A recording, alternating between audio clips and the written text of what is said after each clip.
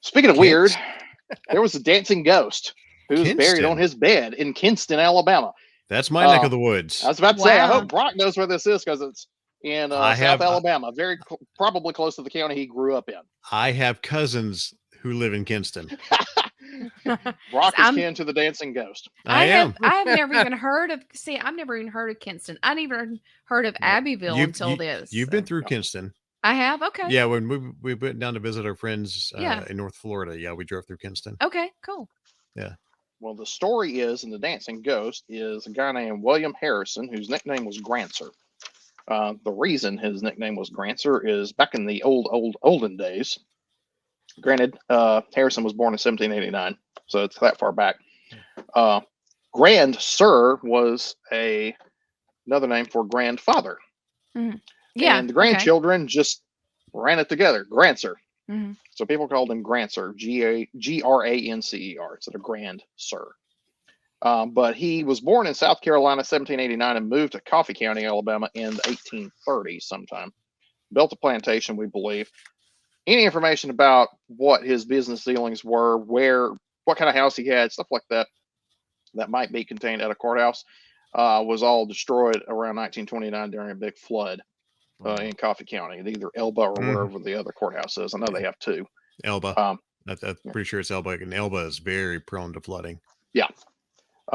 So all that was destroyed. So nobody really knows for sure, other than just what has been passed down over the years. And much of it is assumed because a lot of it followed past his passing, to where people knew he was at least he had a decent amount of money. He was a fairly good farmer and was fairly well known by a lot of people. But he was very successful at farming, but he lived to socialize. He was very much an entertainer. And every Saturday, he entertained his neighbors with horse races and barbecues. And a little later on, he had a dance hall built on his property and enjoyed dancing in his custom-made shoes and shirt. He played the fiddle. He would call out square dances. It was a pretty happening event when you went to Grancer Harrison's get-togethers. As he got older, though, he ordered... trying to read my notes, and I got to where I was not writing them very well.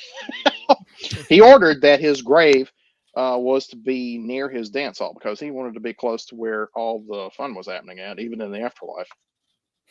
And he wanted to be buried in his dancing shoes and his suit, and be buried on his feather bed. So he was going to be buried above ground.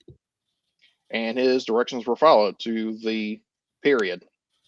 After his death in 1860, the dances continued for a time, but they sort of withered out without Grancer being there because he was such a personality at these events, and people just didn't like going anymore with him being gone. But not long after the dances stopped, passersby claimed to hear the pounding of dancing feet and old-time fiddle tunes, with some people hearing the booming male voice of someone calling out square dances.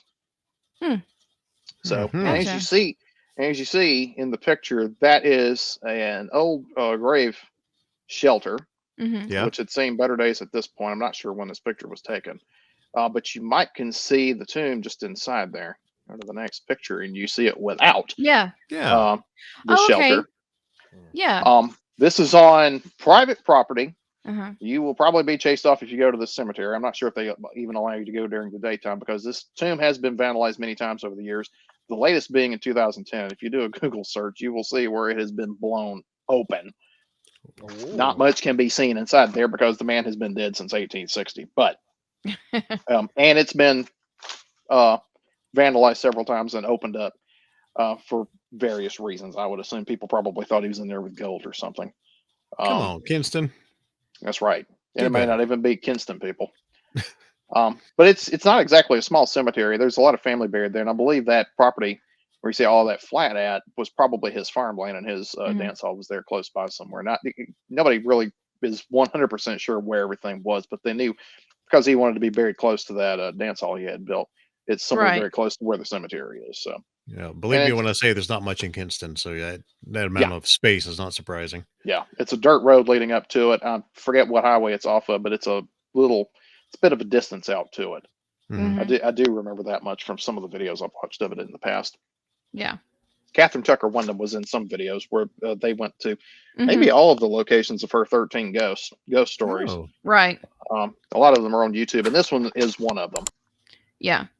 This is a picture of what it looks like since it had been fixed after the 2010 vandalization. I don't think it's been vandalized since then.